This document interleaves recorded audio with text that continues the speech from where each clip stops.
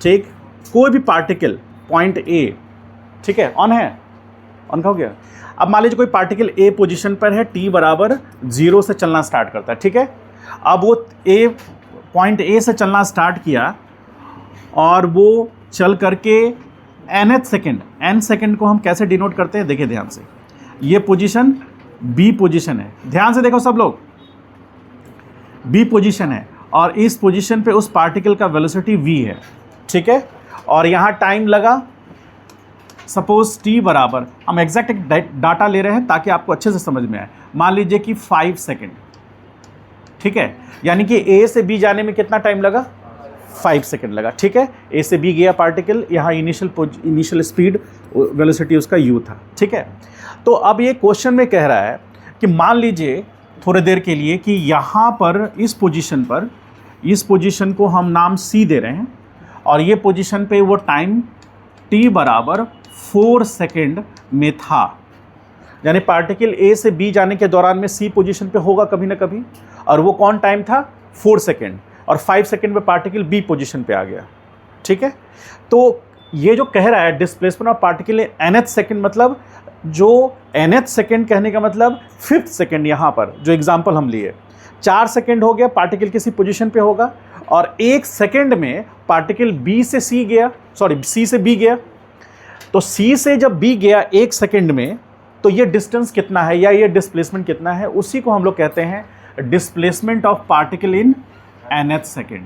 यानी कि यदि यहाँ पर कहेंगे तो 5th सेकेंड में, कहीं 4 सेकेंड होगा तो 4th सेकेंड में, यानी कि लास्ट 1 सेकेंड में पार्टिकल ने कितना डिस्प्लेसमेंट कवर किया वो निकालना है हमको, ठीक है। इस पर क्वेश्चंस रहते हैं बेस्ड। तो यानी कि ए से चलना स्टार्ट किया t बराबर 0 पर, 1 2 3 4 सेकेंड में यहाँ पहुँचा c पोजीशन पे, और c से फिर b गया 1 सेकेंड में। तो आपको यदि ये पूछा जाए कि ये जो डिस्टेंस है, ध्यान से देखिए, यहाँ से यहाँ जो हुआ Sn, यानी कि ये, इसको हम क्या बोलेंगे, displacement in n second. Sn को क्या बोलेंगे हम लोग, डिस्प्लेसमेंट इन n सेकेंड, यानी कि 5 सेकेंड। यहाँ जो n कितना है, 5 है। अलग अलग केसेस में n का वैल्यू अलग अलग होगा, लेकिन यहाँ पर जो एग्जांपल लिए उसमें क्या है, 5 है। तो 5 सेकेंड में डिस्प्लेसमेंट निकला, ठीक। इसको हम क्या बोलेंगे, Sn-1। इसका मतलब क्या हुआ, इसका मतलब क्या हुआ, अरे बोलो, डिस्प्लेसमेंट इन n-1 सेकेंड। तो मान लीजिए n 10 सेकेंड है, तो ये होगा डिस्प्लेसमेंट इन 10 सेकेंड, ये क्या होगा, डिस्प्लेसमेंट इन 9 सेकेंड होगा ना। तो क्या इसको हम कह सकते हैं,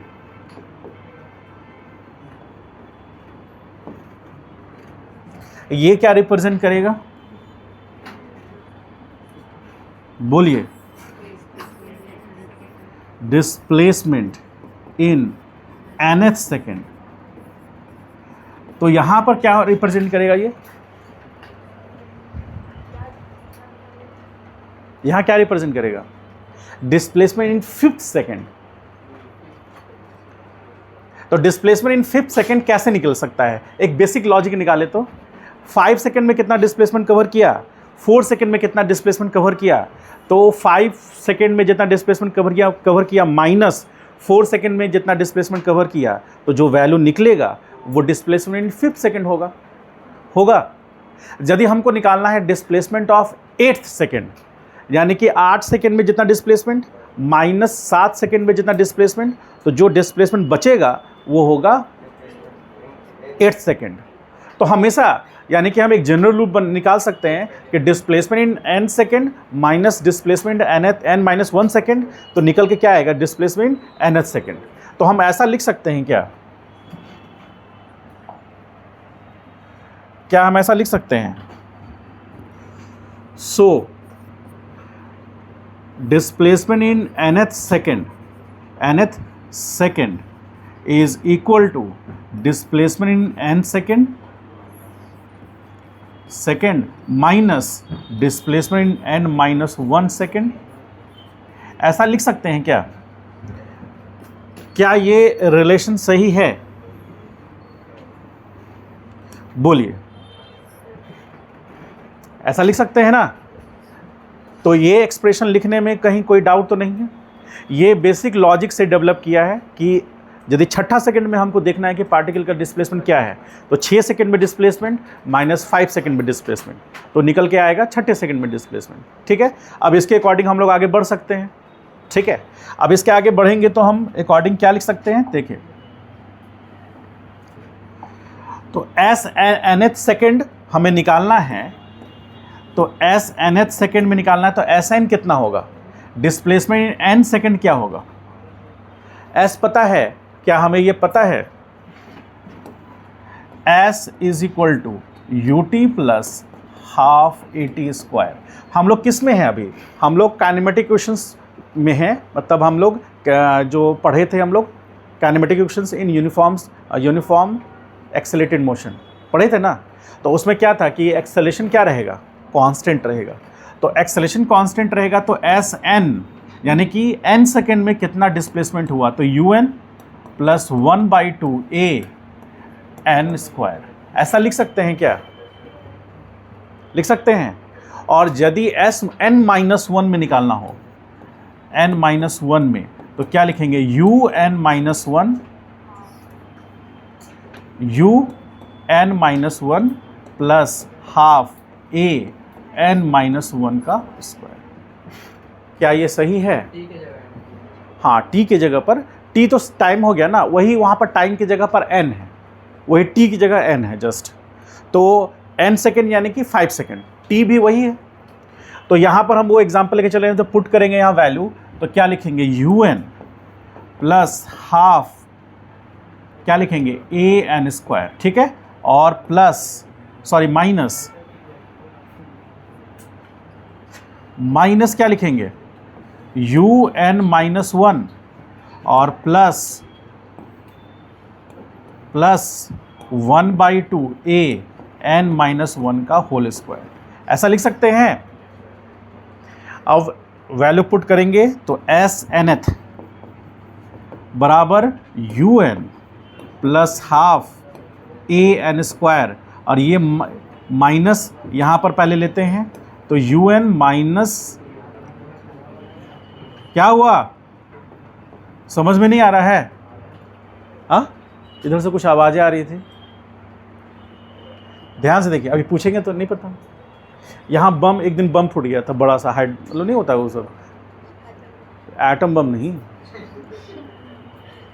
एक बड़ा सा बम नहीं, पिन निकाल के ब्लास्ट करते हैं, तो ब्लास्ट किया। एक विद्यार्थी ऐसे ही इधर रो में बैठा हुआ था, ऐसे बैठा हुआ था, बम आवाज़ बहुत धमाकेदार किया, उसका इस साइड पूरा काला हो गया। उससे पूछा गया तुमने बम, नहीं सर कुछ आवाज़ कहाँ कुछ हुआ था, पता नहीं ये कैसे काला हो गया हमको। जैन जी, अब बताओ, वहाँ पर जो जंतर मंतर में जाके वहाँ पर पुलिस लाठी चार्ज जो भी किया, अब पुलिस लाठी चार्ज किया तो इन्होंने भी छोड़ा नहीं। एक ने बोला तुम इसको इंगेज करो फिर हमको देखो, उसके कान के पास ऐसा घुमा के मारा और अपना पूरा स्पेस ले चुका था, सबको बोल दिया था साइड हो जाओ हम बम फोड़ने वाले हैं।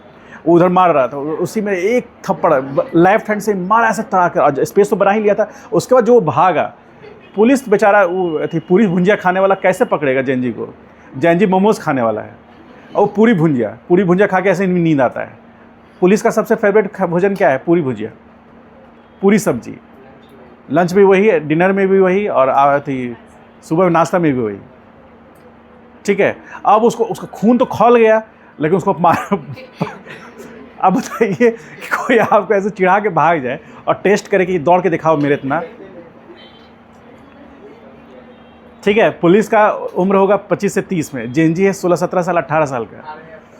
ठीक है, आरएएफ का तो जो भी रहे, अब जो भी दिल्ली पुलिस को भी रहे, तो उसको मार के जो भागा, अब वो पुलिस उस सबको नहीं पीट रहा है, अब उसके पीछे पड़ गया वो उधर जाकर वो ऐसे करके ऐसे चिढ़ा भी रहा है उसको। पुलिस एक बोल रहा है छोड़ दो भाई, इसीलिए कहते सिगरेट कम पियो। ठीक है, इतना बच्चा चिढ़ा के चल गया तुमको फिर उसको बेचारा इलाज के कान उसका झन्ना गया पूरा तो वो इसके आगे का इम्प्रोवाइज़ हम किए हैं, ऐसा दिखा नहीं है उसमें, इम्प्रोवाइज़ हम किए। तो उसको बोल रहा है जो भी बोल रहा है इधर से आके बोलो, इधर नहीं सुनाई दे रहा है ठीक है, तो इसीलिए, और उसके बाद तो फिर आप लोग जान ही रहे हैं, पटना में तो खैर पूछ ही रहा है आए सर टीयर गैस का व्यवस्था नहीं है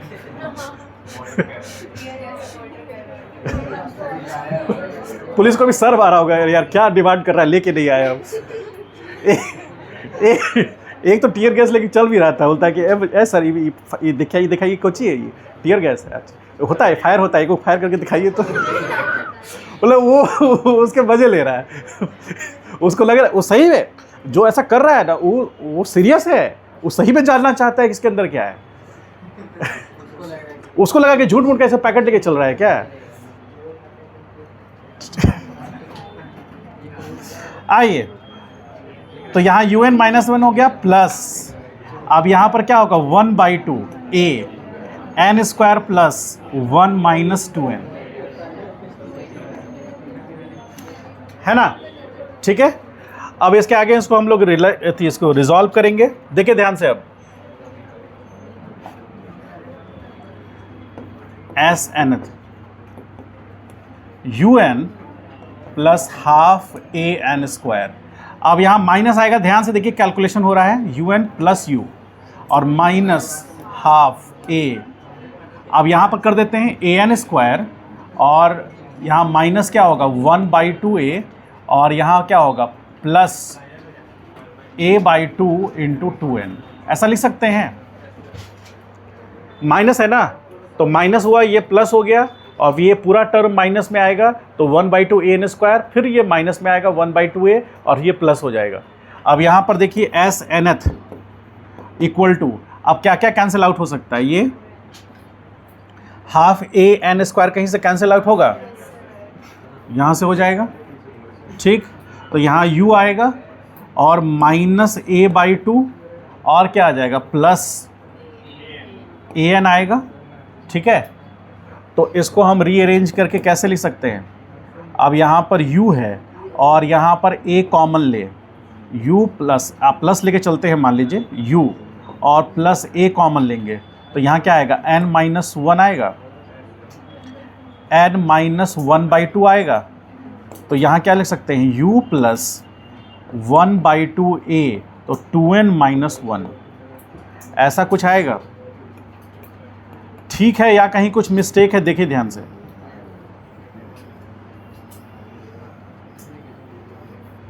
बोलिए कहीं मिस्टेक नजर आ रहा हो तो बोलिए, शुरू से कैलकुलेशंस देखिए। क्या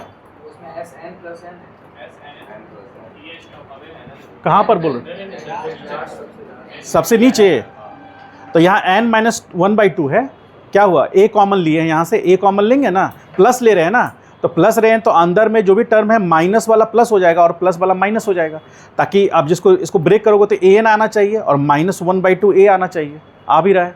और उसके बाद यहाँ से क्या किए 2 कॉमन लिए, तो यहाँ 2n देना पड़ेगा हमको, क्या ठीक है, ये समझ में आ रहा है, ठीक है। तो इसको पहले राइट डाउन कीजिए, इस पर क्वेश्चंस करेंगे फिर हम।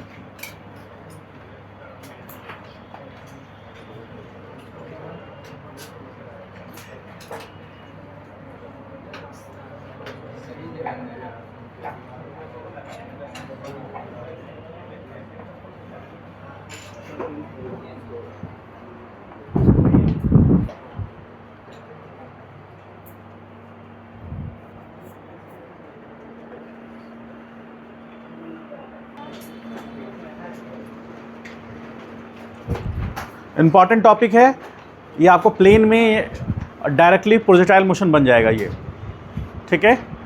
अभी आपको अच्छा समझा हुआ होगा तो प्रोजेक्टाइल मोशन समझने में दिक्कत नहीं आएगी।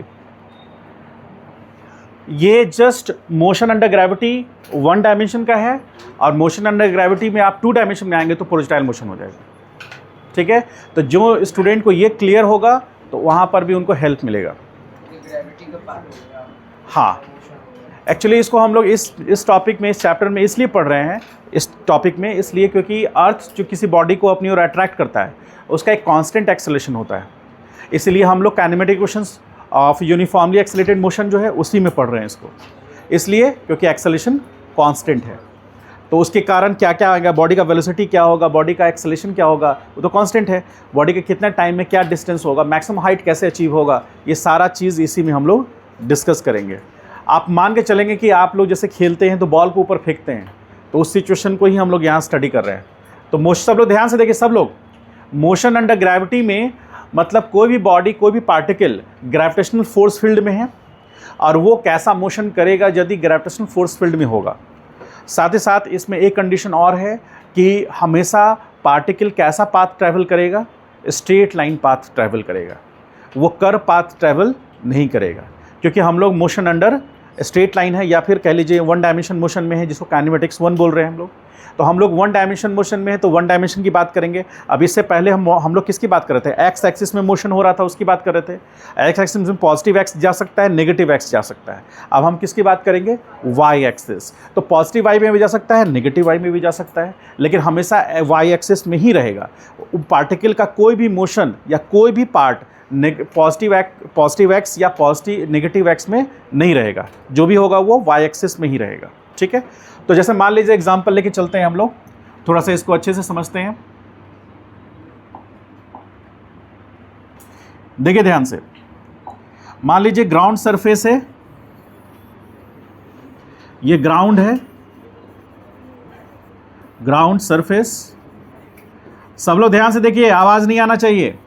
ग्राउंड सरफेस है, यहां पर एक बॉल, एक बॉल है। इस पोजीशन को हम लोग बॉल को क्या मानते हैं, पार्टिकल, क्योंकि हम लोग जिस टॉपिक में है उसमें सब बॉडी को हम क्या मानते आए हैं, पार्टिकल की तरह मानते हैं। तो ये बॉल भी एक पार्टिकल की तरह ही है। तो ये सेंटर पॉइंट है, इस पॉइंट को हम ए कह रहे हैं, जिस पॉइंट से बॉल को ऊपर प्रोजेक्ट किया गया है, मतलब बॉल को ऊपर फेंका गया है। ये यू है इनिशियल वेलोसिटी। ठीक है, सारे नोटेशंस धीरे धीरे आएंगे, कुछ देर में ये पूरा भर जाएगा। आपको फोकस रखना है, ध्यान रखना है स्टेप बाय स्टेप, क्योंकि हम लोग टाइम ऑफ एसेंट निकालेंगे, टाइम ऑफ डेसेंट निकालेंगे, मैक्सिमम हाइट निकालेंगे, वेलोसिटी किसी पॉइंट पे निकालेंगे। ये सारा चीज़ को हम लोग रिलेट करेंगे वेक्टर से, इसलिए वेक्टर पढ़ा हुआ होगा तो आसान होगा आपके लिए, नहीं होगा तो फिर दिक्कत आएगी। अब देखिए यहाँ पर कोई पार्टिकल जो है वो पोजीशन ए पर है और इस पोजीशन ए पर उस पर टाइम कितना है, t बराबर 0, यानी कि t1 क्या है, 0 है, जिसको हम ta भी बोल सकते हैं, ta यानी कि टाइम एट ए पोजीशन, जो कि उसका इनिशियल पोजीशन है। इसी पोजीशन को हम क्या नाम दे रहे हैं, इनिशियल पोजीशन। आराम से समझिएगा step by step. Initial position, particle का ये इनिशियल पोजीशन है, इसलिए यू क्या कहलाएगा, इनिशियल वेलोसिटी। आप वेलोसिटी कह सकते हैं क्योंकि इसका मैग्नीट्यूड तो है ही, डायरेक्शन पॉजिटिव वाई एक्सिस है। ठीक है, कन्वेंशन हम हमेशा ध्यान में रखेंगे, साइन कन्वेंशन ये फॉलो करते हुए चलेंगे। ये x है, ये x डैश है, that is y and this is y dash. तो अभी हम लोग किस में है, पॉजिटिव y में, तो पॉजिटिव y में सारे डायमेंशंस प्लस रहेंगे। अब यहाँ पे आइए, u पे आगे इनिशियल वेलोसिटी u से बॉल ऊपर जा रहा है, तो बॉल ऊपर जाने के बाद कुछ देर के बाद बॉल स्ट्रेट होगा, बॉल का स्पीड घटेगा या बढ़ेगा या कांस्टेंट रहेगा, बताइए कौन बोल रहा है बढ़ेगा, कहाँ से ले रहे हो,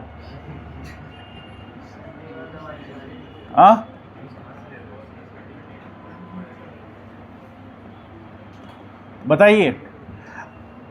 ये ऊपर जा रहा है, इसको हम लोग कहेंगे कि स्पीड या velocity, speed of the ball या फिर पार्टिकल डिक्रीजेस।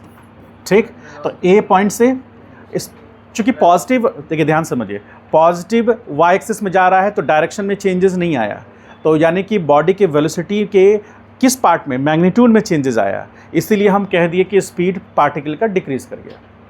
ठीक है, यदि उसका डायरेक्शन भी चेंज करता है तो हमको वेलोसिटी बोलना पड़ता, लेकिन यदि डायरेक्शन कांस्टेंट है, सिर्फ मैग्नीट्यूड चेंज किया है, तो वेलोसिटी का मैग्नीट्यूड स्पीड कहलाता है ना।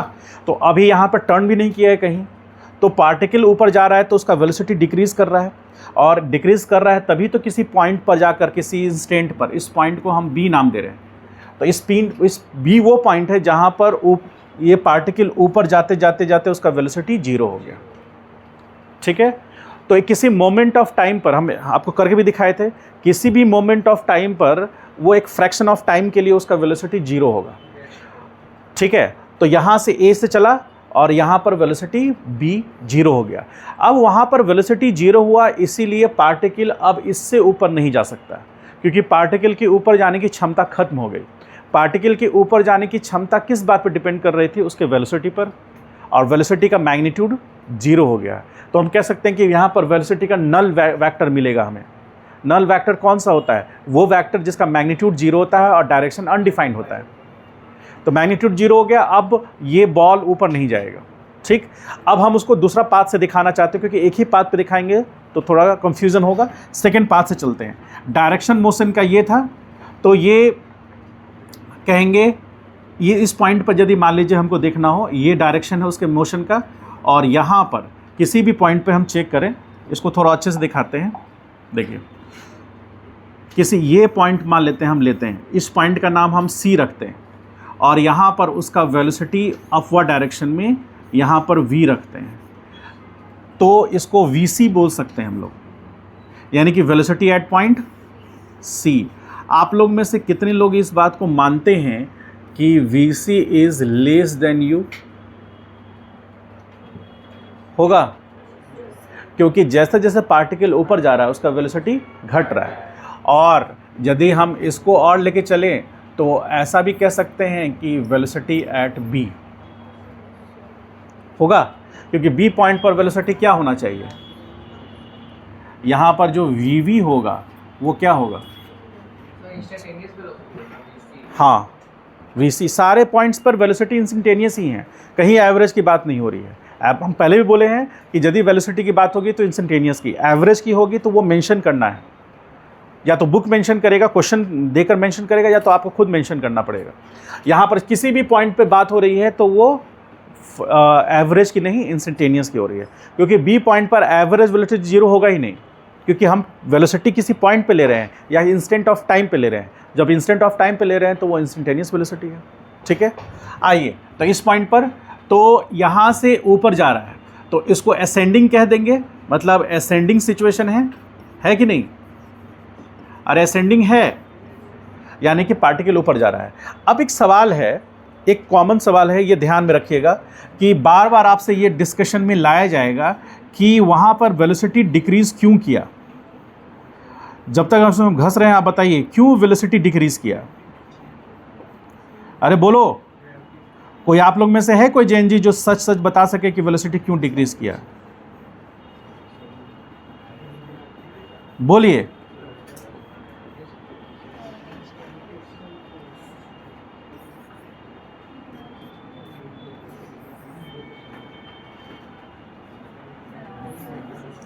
थोड़ा तहजीब से लिखते हैं इसको। ए भगवान, लगता है कि कुछ दिन में ये बोर्ड ख़त्म ही हो जाएगा।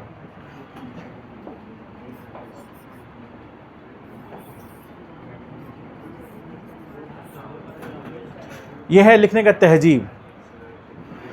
क्या इस लाइन से आप खुश हैं? चलिए, तो मुझे बताइए कि हर प्रश्न के लिए, हर बात के लिए आपके मन में एक प्रश्न आना चाहिए, जो प्रश्न मैंने हमेशा आपको सिखाया है।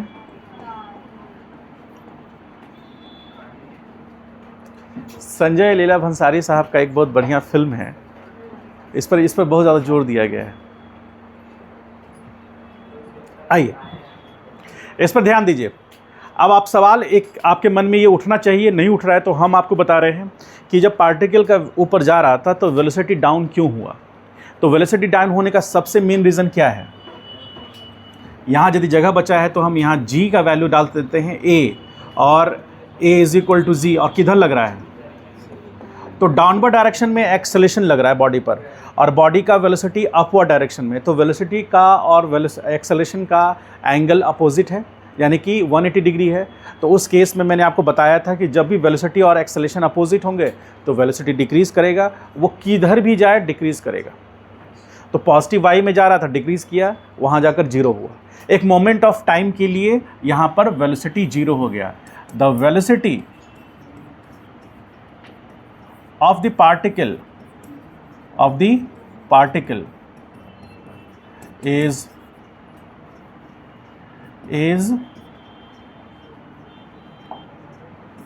is 0 for a moment of time। ठीक है, इस बात को समझ पा रहे हैं? ये बात को समझ पा रहे हैं? एक मोमेंट ऑफ टाइम के लिए उसका वेलोसिटी 0 हो गया। एट पोजीशन कितना? B। तो B पोजीशन पर उसका वेलोसिटी 0 हो गया। अब यहां पर ध्यान दीजिए, क्या हुआ? तुम्हारे कंधों पे जिम्मेदारी आ गई क्या? पीछे सबको संभाल लेना है, सब मेरे भरोसे है क्या? पीछे मुड़ के क्यों देख रहे हो? एक नहीं सब देता है सेगमेंट की, हाँ जीवन में कभी पीछे मुड़ के नहीं देखी, एक बार जो निर्णय ले लिया उस पर आगे बढ़िए। वो नहीं पढ़ी हो तुम? चलिए, बहुत सेंसिटिव इश्यू चल रहा है और आप लोग आराम से रिलैक्स कर रहे हैं। तो कहीं ऐसा तो नहीं है कि जब बहुत दिमाग लगाने का समय आता है तो जैन जी रिलैक्स करते हैं? ऐसा तो नहीं है ना? ठीक है, यहाँ ध्यान दीजिए। अभी आप मेरे डोमेन में हैं। मेरे डोमेन मतलब इस चीज़ में हम आपसे बहुत ज़्यादा आगे हैं। जिस चीज़ में आप हमसे बहुत ज़्यादा आगे हैं, अभी वो डोमेन अभी नहीं आया है। जब कभी इंस्टाग्राम पे कुछ अपलोड करना होगा हम आपको बुला लेंगे।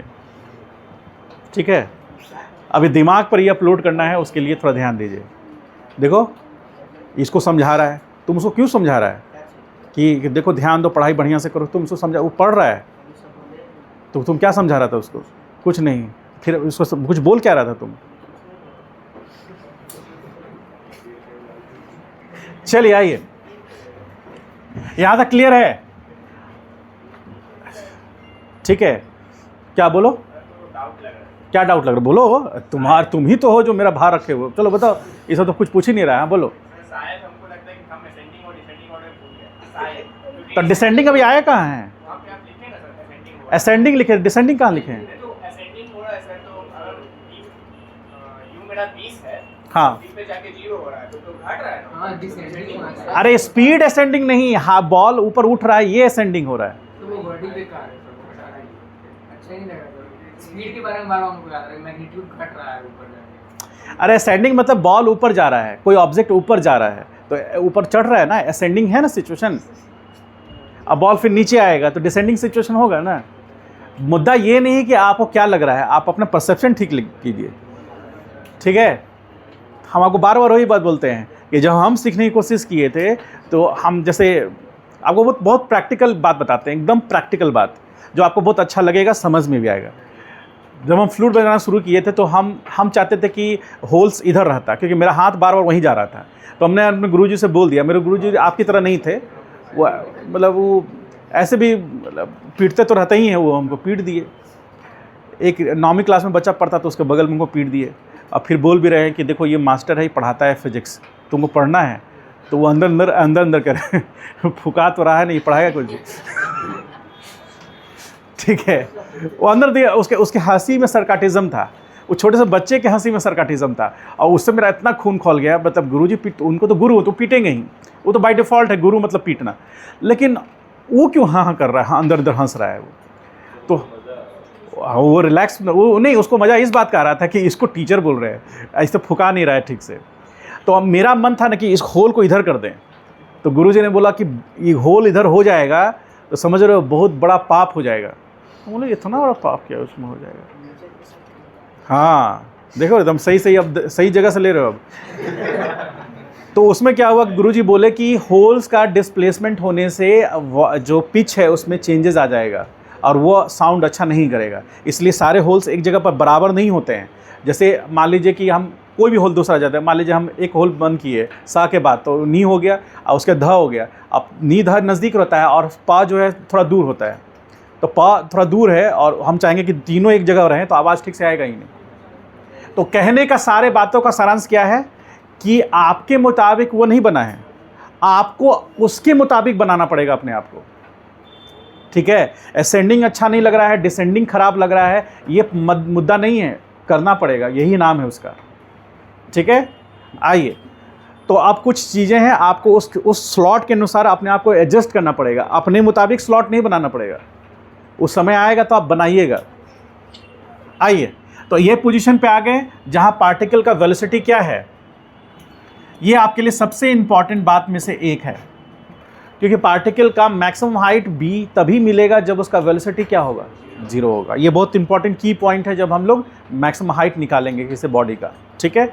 अब यहाँ के बाद अब ये b है तो इसे हम b डैश मान रहे हैं, ये b डैश मान रहे हैं, और यहाँ से वो पार्टिकल मतलब बॉल नीचे आना शुरू हुआ, ठीक है। तो बॉल जब नीचे आना शुरू किया तो बॉल अपने स्ट्रेट पाथ को फॉलो करेगा। अब सवाल ये है कि बॉल सर बी पॉइंट जाने के बाद नीचे ही क्यों जाएगा? वो लेफ्ट भी जा सकता है, राइट भी जा सकता है, ऊपर भी जा सकता है, लेकिन आप कह रहे हैं कि वेलोसिटी 0 है तो मान लिया कि ऊपर नहीं जाएगा, तो लेफ्ट राइट भी तो जा सकता है, वो नीचे ही क्यों जाएगा? तो एक बहुत इंपॉर्टेंट प्रॉपर्टीज़ है, ये इंपॉर्टेंट प्रॉपर्टीज़ हम यहाँ लिख देते हैं, आपको बहुत काम आएगा। ये काइनेमेटिक क्वेश्चन में ही पढ़ना है। लिखेंगे क्या?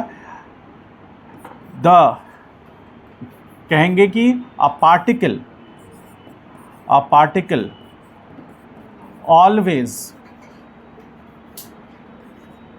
ध्यान से देखिए, always start moving in the direction of net force or net acceleration when the particle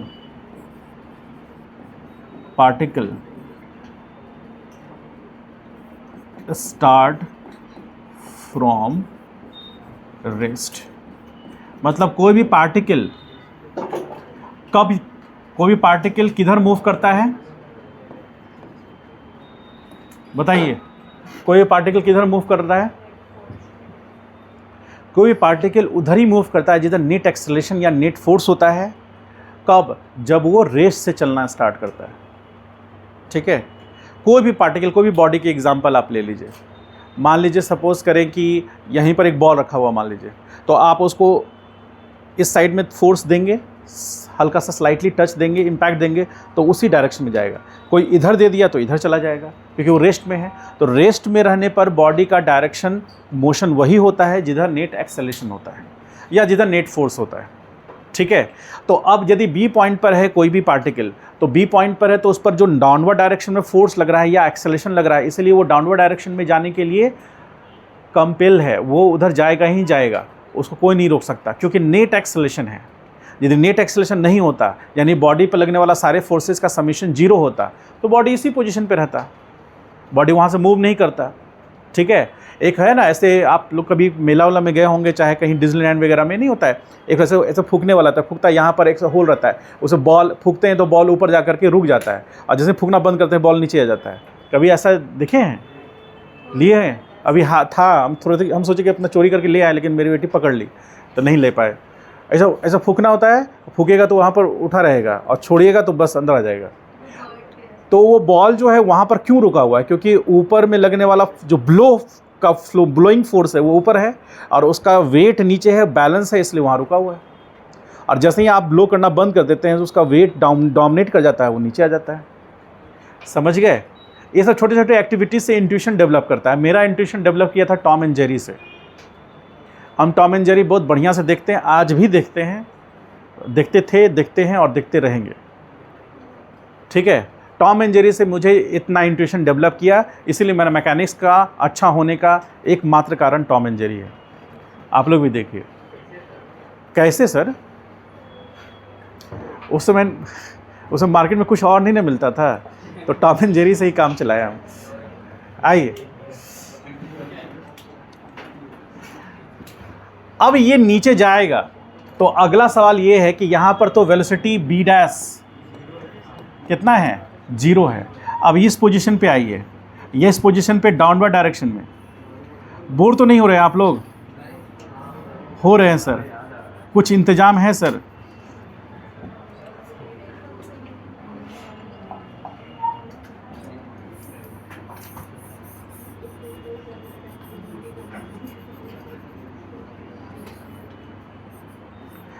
आपके लिए अगला प्रश्न ये है कि कैन वी से, क्या कह सकते हैं? V C is equal to V D, ऐसा कह सकते हैं क्या? बताइए आयुष, कैसा महसूस कर रहे हो तुम? ये मास्टरवा हर दिन एक ही सवाल पूछता है। यहाँ वीटी लिखो। आयुष तुम बोले नहीं कि सर वहाँ गलती से आप लिख दिए हैं, तुम भी मेरे साथ हंस रहे हो, मजे ले रहे हो, हैं? बताइए, क्या ऐसा लिखा जा सकता है? नहीं लिखा जा सकता, क्यों? तो सी पॉइंट पर जो भी स्पीड है, डी पॉइंट पर वो स्पीड बराबर नहीं हो सकता है? हाँ,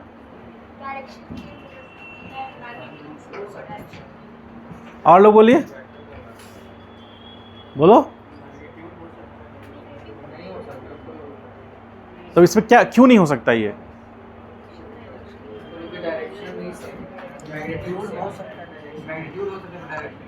ठीक, वेरी गुड, चलिए यही बात है, ऐसा लिख सकते हैं।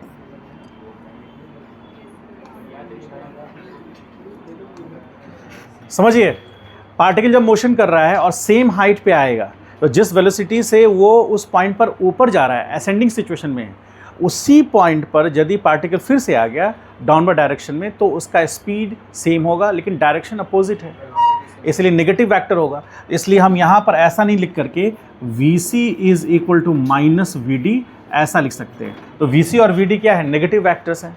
इसीलिए कहा जाता है कि फ्री फॉल कंडीशन में या पार्टिकल मोशन अंडर ग्रेविटी में पार्टिकल जिस पाथ को फॉलो कर रहा है उसी पॉइंट पर असेंडिंग और डिसेंडिंग में वेलोसिटीज़ का मैग्नीट्यूड सेम होता है, डायरेक्शन अपोजिट होते हैं।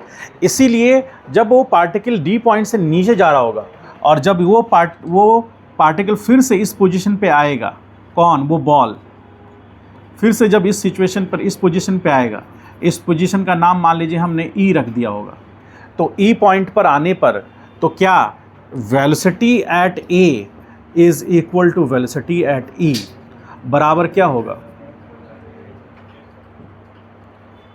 क्या जी, इधर देखो, सही में लिया हुआ है, सही में लेकर कुछ नहीं बैठे अब, कुछ तो हम बोल ही रहे, हम तुम ही को ऑब्जर्व कर रहे थे, तुम क्या कर रहे हो, उधर उधर देख रहा है। हाँ, एसी नया लाया, लगता है खर्चा कर रहा है। आइए, 12th में एक बच्चा अभी कुछ दिन पहले एडमिशन लिया, बोल रहा है कि सर, ऐसे देख के बोल रहा है, लगता है 10-12 लाख खर्चा हो गया होगा सर, पढ़ना नहीं है उसको।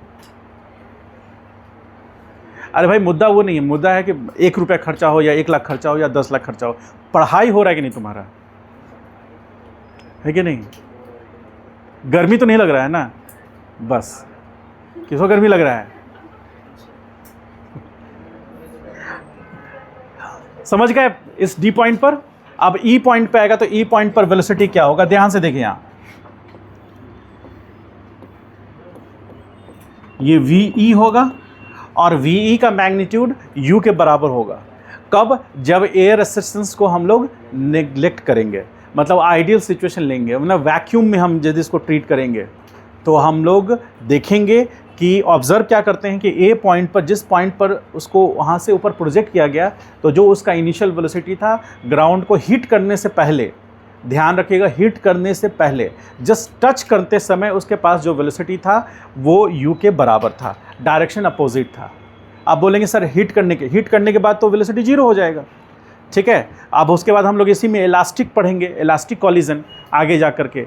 इलास्टिक कॉलिजन मतलब ऐसा बॉल या ऐसा ऑब्जेक्ट जो टकराने के बाद अपने मोमेंटम को मतलब अपने वेलोसिटी को कम नहीं करता या वेलोसिटी को खोता नहीं है, उतना ही वेलोसिटी से वो रिटर्न बैक हो जाता है, तो वो हमेशा क्या करेगा? वो बाउंस ही करता रह जाएगा, मतलब हमेशा जंप ही करता रह जाएगा, ठीक है। उसको भी हम लोग पढ़ेंगे।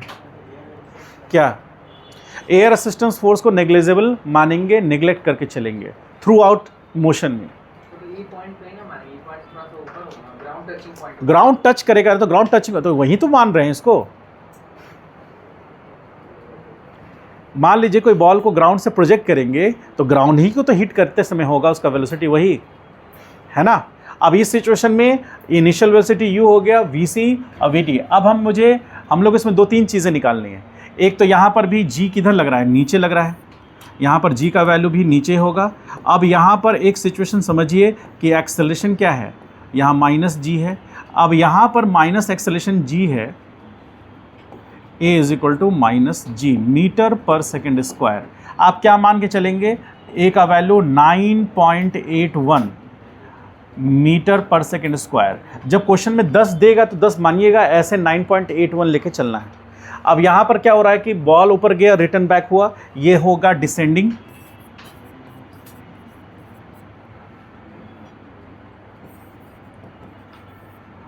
ऑफ द पार्टिकल, होगा ऐसा। अब यहां पर C पॉइंट और D पॉइंट। अब अगला सवाल ये है, थोड़ा सा एक लेवल का सवाल ये है जो कि थोड़ा लेवल बढ़ाकर पूछता है एग्जाम में।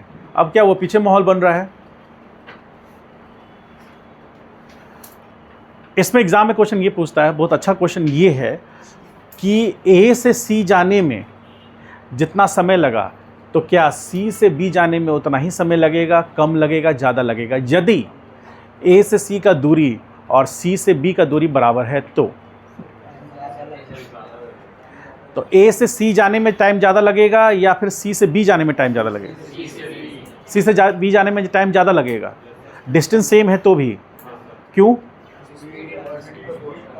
हाँ, तो यदि स्पीड कम है, सेम डिस्टेंस के लिए आप देख रहे हैं तो टाइम ज़्यादा लगेगा, ठीक है, ऑब्वियसली। और इसका मतलब ये हो गया कि B से D जाने में जितना टाइम लगेगा उससे कम टाइम लगेगा D से E आने में, होगा।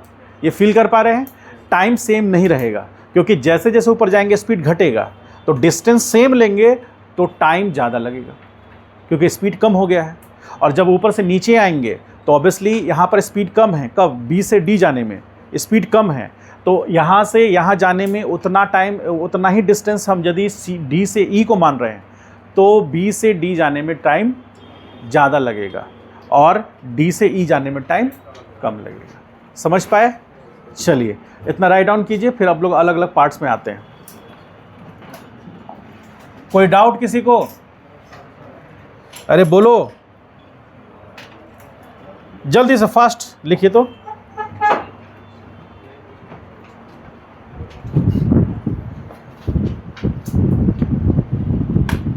इस बार हम देखें कि सनी एकदम ईमानदारी से टेस्ट दे रहा है, कुछ लोग ईमानदारी से टेस्ट नहीं दे रहे थे। वो अलीशा तो खैर 1 सेकंड के लिए भी उसको कॉफ़ी मिला था पीने के लिए, हाँ चाय मिला था, क्यों उसको, क्यों अलग स्पेशल ट्रीटमेंट मिला? तुम लोग हंगामा नहीं किए क्यों? जब भी मिलेगा सबको मिलेगा, एक को क्यों मिलेगा? वही तो पिछले बार भी मिला था, हमको पता नहीं है, हम तो इस बार देखे।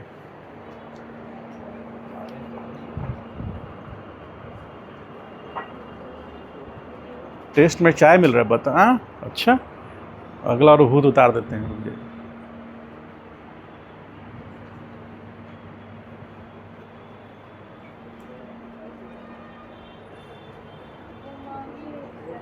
क्या? अच्छा, तो क्यों दिए थे? गलत बात है ना, यूनिफॉर्मलिटी क्यों मेंटेन होना चाहिए ना, जिसके जो मन में आएगा उन्हीं ने करेगा वो काम।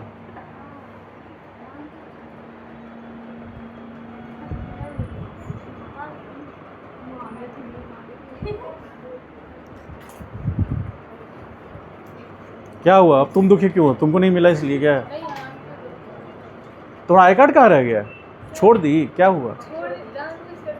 अच्छा, इसलिए ऐसे देखिए, हम समझ रहे, ये सब मिस्टेक्स दोबारा नहीं करो, बता रहे हैं साफ। ऐसा कुछ व्यवस्था की जिसमें आई कार्ड आपका हमेशा आपके पास रहे, ठीक है। और जब इंस्टीट्यूट में इंटर करें उससे पहले इंश्योर करें कि हम आई कार्ड पहने कि नहीं।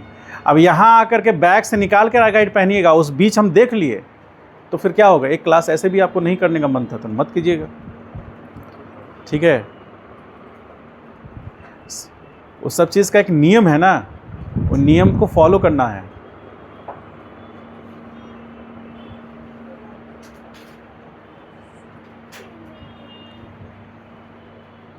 आप नियम को फॉलो करते हुए पढ़ाई कीजिए, अच्छा कीजिए, उसके बाद देखिए नीचे जहाँ पर मेन गेट है ना, वहाँ से रेड कारपेट बिछ जाएगा। लेकिन अच्छा करिएगा तब ना, कि ऐसे ही मन में आपके लिए ऐसे ही रेड कारपेट बिछा दिया जाएगा। क्या आ जाएगा, 2000 रुपये खर्च होगा रेड कारपेट बिछाने में, और क्या होगा। उस लायक तो बनिए, गुलदस्ता फूल वगैरह सब मिलेगा। वो जो नहीं होता है वो नहीं है सबका, वो अरे नेटवर्क मार्केटिंग वाला नहीं होता है, कमाता है 2 रुपया और माहौल बनाता है 2 लाख का है, वो सब नहीं देखते हैं चिंदी चोर सब। पब्लिक मतलब उसको इसलिए हम गाली देते हैं क्योंकि पब्लिक डोमेन में नेगेटिव नैरेटिव सेट करता है। किसी को मूर्ख बना करके जोड़ लो, ठीक है, उसको ही मूर्ख बना दो, उससे पैसा छीन लो, यही काम है उसका। कोई होंगे तो सॉरी, लेकिन सच यही है। आपके रिलेटिव या जान पहचान में कोई होंगे जो इसने नेटवर्क मार्केटिंग वाले में होंगे, तो यही काम होता है। सच तो बोलेगा नहीं, ऐसे दिखाएगा ना। सबसे पहला तो उसका दिखावा इतना है, देखिए आज मेरे पास BMW आ गया, तो उस समय क्या WBC से चल रहे थे, आ गया तो रखो अपने पास। और सब लोगों को सूट खरीदना पड़ता है, उसमें लगता है कि ऑर्केस्ट्रा वाला से जाकर ले आता है सब। हाँ, जंतर मंतर से क्या क्या हुआ, क्या करना चाहते हो, बोलो। वो जानता है कि जो तुम्हारा दिखता है वही बिकता है। वो ऐसा नहीं होता है बाबू, वो शुरुआत में होता है। मान लीजिए कोई आदमी एक बार धोखा खा गया, क्या हमेशा ही धोखा खाएगा? एक ही बार तो बनाना चाहता है, तो original कमाने तो अच्छा, इस चक्कर में मत रहना, कोई नहीं कमाता है, सब मूर्ख बनाता है दूसरे को।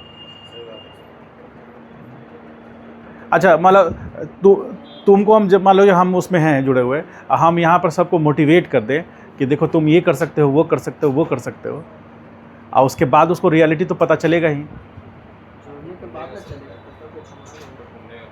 हाँ, ऑब्वियसली हम ऐसा काम क्यों करेंगे, हम सामाजिक रूप से जिम्मेदारी वाला काम करेंगे ना।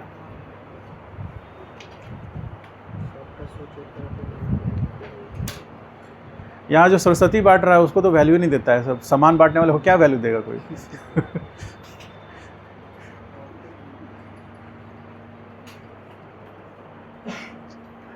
आप सोचिए कि ये जो कॉन्सेप्ट है, इस कॉन्सेप्ट पर प्रोजेक्टाइल लॉन्च किया जाता है, फायर किया जाता है, रॉकेट फायर किया जाता है, समझे कितना कुछ होता है इस पर।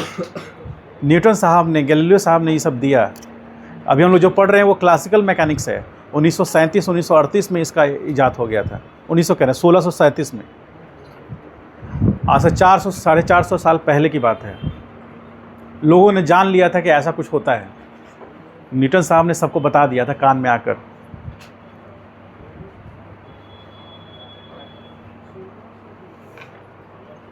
हो गया? डायग्राम बढ़िया से बनाइएगा, सब टर्म्स को बढ़िया से लिखिएगा। अभी सब डेरिवेशंस बाकी है, अभी शुरुआत करेंगे। बस भगवान से मनाइए गुरु जी ना आए, आ ही जाएंगे। जीबीए में टीचर बहुत कम एब्सेंट होता है कि नहीं? अच्छी बात है। और वो मीठापुर से ही है, देखो उससे बात करना। तुम बाईपास से आती है? अच्छा, तो तुम इसके साथ जा सकती हो क्या? तुम अकेले आती हो? कैसे जाती कैसे हो? अकेले ही जाती हो?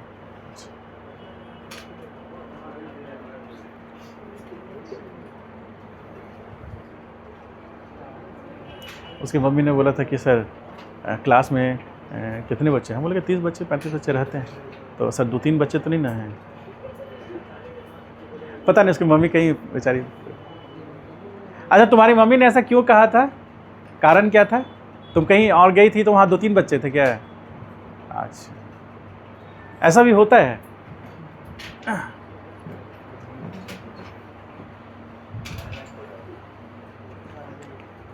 हो गया? चलिए अब हमको टाइम ऑफ एसेंट निकाल के बताइए कैसे निकलेगा।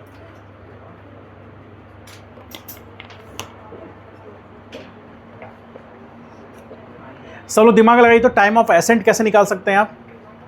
टाइम ऑफ एसेंट क्या हुआ? मतलब टाइम ऑफ एसेंट कहते हैं, अलग टर्म है वो, अलग अलग फिजिकल क्वांटिटी का टर्म निकालेंगे हम लोग। टाइम ऑफ एसेंट मतलब पार्टिकल कितना टाइम लिया सबसे मैक्सिमम हाइट पहुंचने में, क्योंकि उसके बाद तो वो डेसेंट में आ जाएगा। ठीक है, समझ रहे हैं सब लोग? हटा रहे डायग्राम। देखिए आपसे पूछा जा रहा है टाइम ऑफ, पहला टर्म पूछ रहा है टाइम ऑफ एसेंट। सब लोग ध्यान दीजिए, टाइम ऑफ एसेंट जिसको हम लोग टीए बोलते हैं, कैपिटल टीए। कैपिटल टीए मतलब ऑन हो गया है, देखो तो ऑन कर दो तो ऑन है। Time of accent TA, TA का मतलब क्या हुआ, पार्टिकल कितना टाइम ले रहा है ग्राउंड से ऊपर जाने में, अभी रिटर्न बैक नहीं हुआ है ग्राउंड से ऊपर जाने में। तो हम टीए निकालना है, तो हम कहाँ से देखिए, सब लोग ध्यान से देखिए, हम लोग लेंगे, डिस्कस करेंगे। आप लोग के पास डायग्राम है पहले से, देखिए motion for A to B, कहाँ से कहाँ के लिए, ए से बी के लिए देख रहे हैं हम लोग, ठीक। तो v is equal to U plus A T, देखिए कैसे अप्लाई कर रहे हैं इसमें। एक्सेलेरेशन कांस्टेंट है क्या, ए से बी जाने में एक्सेलेरेशन कांस्टेंट है 9.81, मैग्नीट्यूड भी और डायरेक्शन भी कांस्टेंट है, इसलिए एक्सेलेरेशन एक वेक्टर है, वो कांस्टेंट है। यदि डायरेक्शन चेंज करता रहता तो हम एक्सेलेरेशन को कांस्टेंट नहीं मानते। चूंकि एक्सेलेरेशन कांस्टेंट है, ये इक्वेशन लगा सकते हैं। तो हमको किस पोजीशन पे देखना है, वेलोसिटी बी पॉइंट पे देखना है, u एट ए देखना है, प्लस ये होगा माइनस जी इसकी जगह पर। माइनस क्यों हुआ, क्योंकि acceleration due to gravity negative y में है, और ये होगा, इसको हम लोग बोलेंगे TA, बोलेंगे ना। तो ये तो जीरो होगा और ये u है एज इट इज़, और माइनस जी TA, ऐसा लिख सकते हैं। अब ये टर्म इधर आएगा तो TA into G is equal to U, तो TA इज इक्वल टू क्या हुआ, u बाई जी। समझ पाए। मान लीजिए g का वैल्यू 10 है, थोड़ी देर के लिए मान लेते हैं, क्या मान सकते हैं ऐसा, let g is equal to 10 metre पर second square. If a particle is projected, ध्यान से देखिए अभी, projected by u is equal to 10 metre पर सेकेंड, ठीक, देन TA क्या होगा, 1 सेकेंड। इसका मतलब मान लीजिए कि हम कोई बॉल लिए, देखो यहाँ पर हम यहाँ बॉल लिए, उसको ऊपर फेंके 10 मीटर पर सेकेंड से, तो 1 सेकेंड में होने में वो मैक्सिमम हाइट अचीव करेगा। 1 सेकेंड के बाद अब वो डिसेंट होना शुरू होगा, ठीक है। अब आप बोलेंगे कि सर और क्या क्या कर सकते हैं, आप इस रिलेशन में सिर्फ u को चेंज कर सकते हैं और आप कुछ चेंज नहीं कर सकते हैं। u चेंज होगा तो TA बढ़ जाएगा, मतलब u बढ़ेगा तो TA बढ़ेगा, u घटेगा तो TA घट जाएगा। आप मान लीजिए ज़्यादा स्पीड से फेंक रहे हैं, तो ज़्यादा स्पीड से फेंक रहे हैं तो टाइम ऑफ एसेंट ज़्यादा होगा। 50 मीटर पर सेकेंड से फेंकेंगे तो 5 सेकेंड के लिए ऊपर होगा। 100 मीटर पर सेकेंड से फेंकेंगे 10 सेकेंड के लिए ऊपर होगा। 200 मीटर पर सेकेंड से फेंकेंगे तो डिवाइड कीजिए 10 से, उसको 20 सेकेंड के लिए ऊपर होगा ना। तो आप रॉकेट में ऐसा करते हैं क्या, रॉकेट में propulsion लगा होता है, वो रेगुलर थ्रस्ट प्रोड्यूस करता है, तो वो तो इनिशियली जीरो से आप उसको ऊपर प्रोजेक्ट करते हैं क्योंकि उसका propulsion उसमें थ्रस्ट लगा हुआ है। लेकिन जो बैलिस्टिक मिसाइल है वो इसी फिनोमेना पे काम करता है। प्रोजेक्टाइल मोशन में हम पढ़ाएंगे आपको, ठीक है। तो अभी जो सिचुएशन है वो TA बराबर u बाई जी हो गया। अब हमको सेकंड, ये क्वेश्चन, ये फर्स्ट पार्ट निकाल लिया है, अब सेकंड पार्ट निकालना है। सेकंड कहता है मैक्सिमम हाइट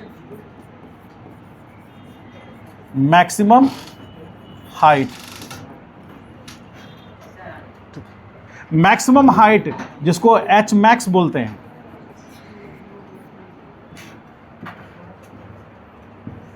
मान लीजिए किसी दिन सर नहीं आए, गुरुजी बोल दिए कि आज मेरा तबीयत नासाज है, तो उस दिन आपका तबीयत नासाज हो जाएगा, क्योंकि उस दिन 3 बजे से पहले हम छोड़ेंगे नहीं। 3 बजे से पहले क्या छोड़ेंगे, इतना सेंसिटिव मैटर चलेगा, इतना मन लग रहा है, बताइए। हाँ, तो आप लोग को तो नहीं, मतलब हमको छोड़ के किसी को मन नहीं लग रहा है, ये तो हम जानते हैं। मन लग रहा है, हमको तो बहुत मन लगता है इसमें। हम एक दिन ना पढ़ाए ना तो सोते सोते ऐसे ऐसे कर रहे होते हैं।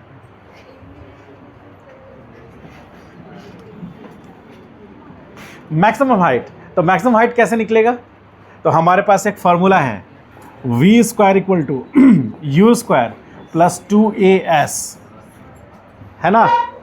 यदि वेलोसिटी b पॉइंट पर देखेंगे तो वो मैक्सिमम हाइट होगा। तो इस केस में क्या कांस्टेंट वन से इक्वेशन लगेगा, कौन सा? जैसे कि इसमें अभी एक्सेलरेशन कांस्टेंट का तो इक्वेशन लग गया, हम्म, इसी तरह इसमें क्या कांस्टेंट होगा, इसमें भी एक्सेलरेशन कांस्टेंट होगा तो ही लगेगा। तीनों, हाँ तीनों तो तभी लगेगा ही।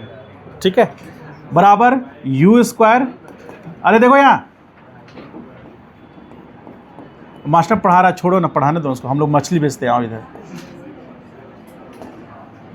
ये पूरा टर्म इधर आ जाएगा 2gh मैक्स बराबर क्या होगा यू स्क्वायर, तो h मैक्स क्या होगा यू स्क्वायर बाई 2g। क्या है इसमें, कुछ है? Equation number 2। ये सब याद रखिएगा, ये सब डायरेक्ट आएगा। अब मैक्सिमम हाइट पूछ देगा आपसे, ठीक है। इसमें भी हम निकालेंगे पार्टिकल का डिस्प्लेसमेंट इन nth सेकेंड, इसमें भी निकाल सकते हैं। चलिए इसको राइट डाउन कीजिए, करिए। आज सेवा यहीं समाप्त करेंगे। ग्रेविटी चैप्टर का पार्ट है ना, ग्रेविटी चैप्टर का पार्ट नहीं है, ये मोशन अंडर ग्रेविटी है। तो मोशन इस चैप्टर का भी पार्ट हाँ, इस चैप्टर का ही पार्ट है क्योंकि एक्सेलरेशन कांस्टेंट है, है। ग्रेविटी पढ़ रहा है। नहीं, मोशन हो रहा है ग्रेविटी का। ग्रेविटेशनल फोर्स फील्ड में हो रहा है। जल्दी करो, लिखो जल्दी।